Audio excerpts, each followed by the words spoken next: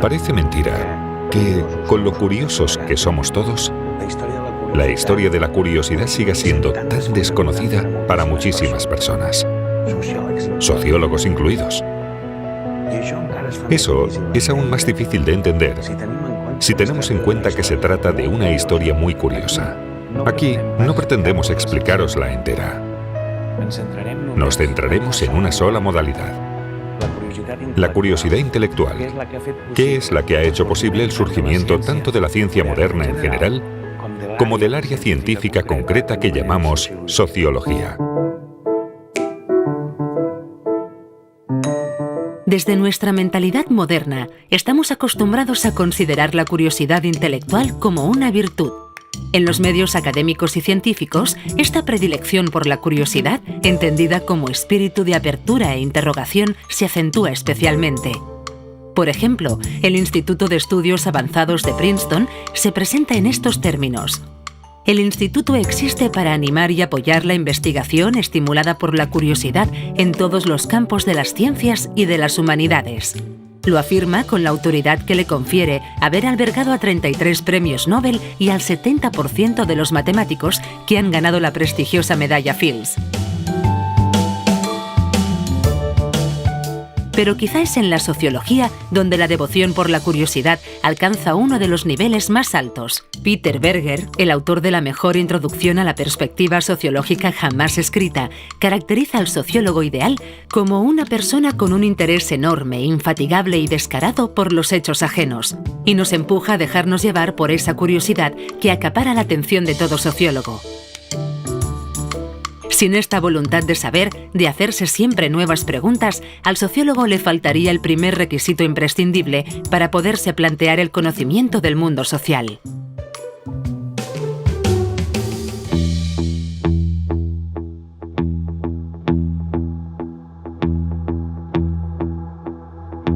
En sociología, la curiosidad es, según el caso, bien vista, incluso cuando la palabra se utiliza con connotaciones negativas. El verbo castellano curiosear, por ejemplo, puede querer decir meterte donde no te llaman, meter las narices en los asuntos de los demás, querer saber aquello que no tienes derecho ni permiso para saber.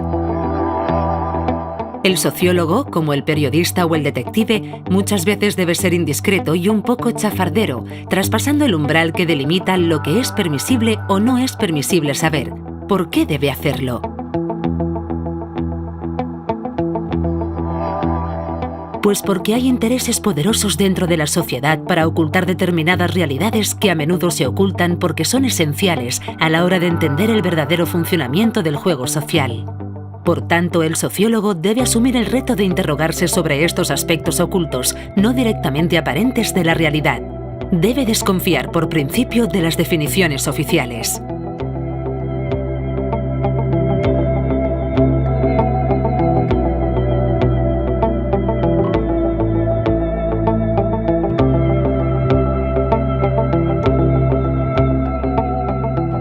Esta fascinación por la curiosidad que caracteriza especialmente a nuestro gremio, quizá explique por qué los sociólogos hemos destinado tan poco tiempo y muy escasos recursos a intentar estudiarla sociológicamente.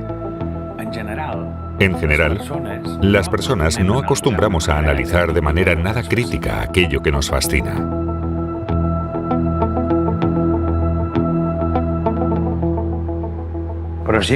Pero si esta vez lo hiciéramos, ¿qué nos encontraríamos? La curiosidad intelectual no ha disfrutado en otras épocas de su buena imagen actual. De hecho, durante siglos, en Europa, la curiosidad intelectual se veía muy mayoritariamente como un vicio y de los más perniciosos.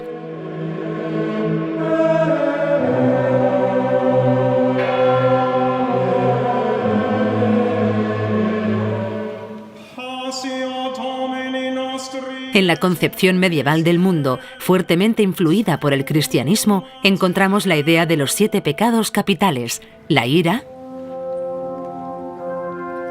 la soberbia, la lujuria,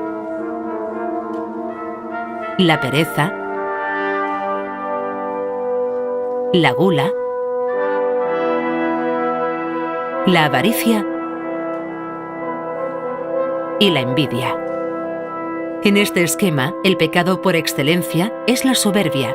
Es el pecado que lleva a cometer el resto de pecados. En la discusión que hacen los autores medievales de los distintos niveles de soberbia, el primero y el de consecuencias más graves resulta ser la curiosidad.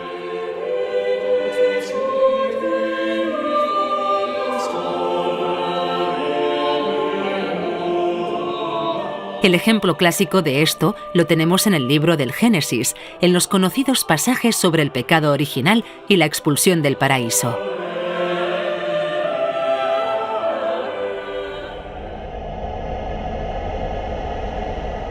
Eva no puede resistirse a la tentación de la serpiente y desobedece el mandato divino que le impedía probar el fruto que cuelga del árbol del conocimiento del bien y del mal. A continuación seduce a su compañero Adán para que también lo haga.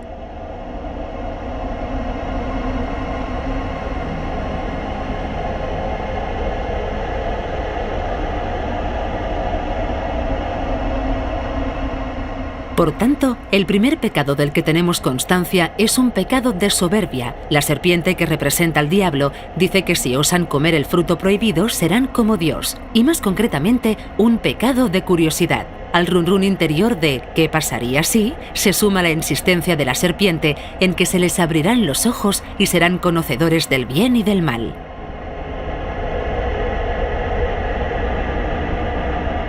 Pero en cambio, una de las pérdidas más sensibles que se derivan de esta infracción es la que experimenta Adán al dejar de tener acceso al conocimiento perfecto de las cosas que poseía hasta entonces. Significativamente, a Eva jamás se le presupuso esta capacidad. El saber clarividente se consideraba un atributo masculino, mientras que la curiosidad malsana se asociaba con la figura femenina. En la medida en que el hombre cede ante la tentación de la curiosidad y se deja fascinar por ella, pierde la capacidad que anteriormente tenía de conocer el mundo de forma completa e inmediata, sin que necesitara efectuar esfuerzo alguno. Quien actúa movido por la curiosidad no halla el camino del conocimiento, sino que literalmente se extravía. El afán desmesurado por conocer atenta contra la idea de que hay ciertos saberes reservados a Dios, omnipotente y omnisciente, y que no son ni deben ser accesibles para las criaturas humanas, limitadas en ambos aspectos, además de débiles y mortales. El sirviente no puede pretender nunca ser como el amo. Non plus ultra, no irás más allá.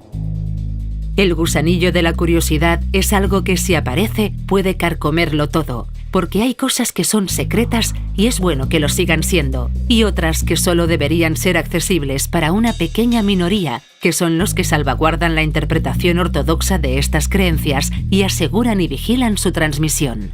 Los miembros de esta reducida élite hacen la doble función de ministros del culto y de maestros de doctrina. Una doctrina que, por lo que respecta a la gran masa, se debe procurar que sea sencilla y eficaz y que consiga el objetivo principal de mantenerlos mansos y quietos. Garantizar la estabilidad contribuye decisivamente a perpetuar el orden. La curiosidad, por contra, se considera desestabilizadora y, como tal, generadora de desorden. Se la considera voluble, inquieta, caprichosa, fantasiosa, indócil, licenciosa, todos y cada uno de los tópicos y prejuicios tradicionales sobre las mujeres. Dejarse tentar significa abrir una vía de extraordinaria potencialidad subversiva. Campando a sus anchas, la curiosidad es capaz, en último término, de desestabilizar la estructura completa de poder montada sobre las tres patas del misterio, el ministerio y el magisterio. Por eso suscita animadversión entre las autoridades religiosas del pasado. La curiosidad les provoca hostilidad porque es vista como una provocación hostil.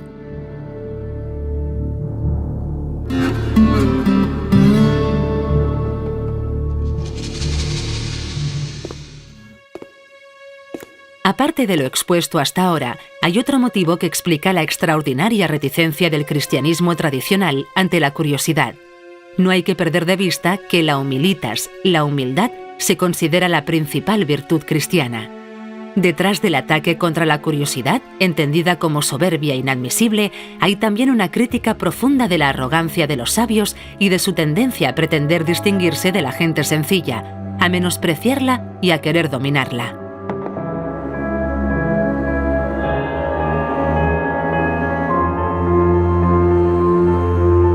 Son muchos y muy destacados los autores del cristianismo medieval que comparten este punto de vista. A menudo lo hacen inspirados por San Agustín, que alerta contra los peligros de la curiositas, la cual considera una manifestación de la concupiscencia del pensamiento propia de aquellos investigadores que solo desean conocer por el mero hecho de conocer.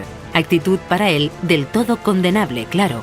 Siglos más tarde, el mensaje se reitera una y otra vez. Hasta que no remitió esta aversión a la curiosidad intelectual, hasta que la visión del mundo que la sustentaba no empezó a escardarse, no se dieron las condiciones necesarias para favorecer la eclosión plena de la ciencia moderna. El tránsito de las viejas concepciones a las nuevas, así como la progresiva despenalización de la curiosidad que lleva asociada, no se hizo fácilmente ni fue rápido. Algunos de los principales representantes del humanismo renacentista, como los mismos Erasmo o Montaigne, todavía tenían muchas reservas hacia la curiosidad. Solo entrado el siglo XVIII se empieza a invertir la perspectiva de una forma que después será ya irreversible. A partir de entonces, cada vez más claramente, la curiosidad intelectual aparece como la apreciada virtud que hoy tenemos en tanta alta estima. Tanto es así que el filósofo Kant condensó el nuevo espíritu de la época cuando a la pregunta ¿qué es la ilustración?, respondió con la máxima clásica sapere aude, atrévete a saber, una reivindicación en toda regla de la libertad de investigación en la gestación del conocimiento. A finales de aquel siglo, las revoluciones americana y francesa hicieron evidente aquello de que otro mundo es posible en el terreno de la organización política y social. En paralelo y sobre todo con posterioridad a estos dos procesos de cambio a gran escala, se fue imponiendo la visión de que la sociedad era una realidad construida por los humanos que podían modificarla, deshacerla o rehacerla según su libre voluntad. Dicho con otras palabras, la concepción del orden social se secularizó cada vez más por comparación con aquella anterior, según la cual todo estaba diseñado por Dios y era, por tanto, inalterable. Al mismo tiempo, el saber en relación con otros sistemas de organización colectiva se intensificó de manera extraordinaria. Por una parte, gracias a los avances de los viajes de exploración que traían cada vez más conocimientos de comunidades geográfica y culturalmente alejadas respecto de la europea. Por otra, por los avances de la historiografía que ponían de relieve las diversas formas de organización social propias del pasado. Todo ello ayudó de forma decisiva a relativizar todavía más el statu quo existente. A partir de entonces, la curiosidad intelectual ganó su última batalla al hacerse legítimamente extensible al universo social y político. Un requisito indispensable para posibilitar el surgimiento de una ciencia de la sociedad genuinamente moderna, como quiere ser la sociología. En efecto, nuestra disciplina no puede existir allí donde la curiosidad está proscrita. Solo puede hacerlo allí donde está prescrita. Sin esta transformación de antiguo vicio a nueva virtud, la sociología no solo jamás habría nacido, sino que ni tan solo podría haberse concebido.